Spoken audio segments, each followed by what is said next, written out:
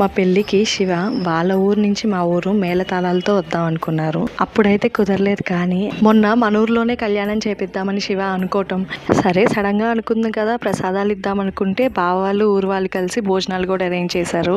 సంపూర్ణంగా శివ కళ్యాణం అయితే మా ఊర్లోనే చేసుకున్నాము. మా పెళ్లి బట్టలు కట్టుకుని కళ్యాణానికి కూర్చోవటం, శివ అనుకున్న మేళాల వాళ్ళని పిలిపించి అంగరంగ వైభవంగా శివుడు కళ్యాణం అయితే జరిగింది. ఏమో ఆ శివుడే కళ్యాణం చేపించుకున్నాడేమో మా చేత అనిపించింది. పిల్లలార పెద్దలార ముక్కోటి దేవతలార చూడగరారండి తనివి తీరా.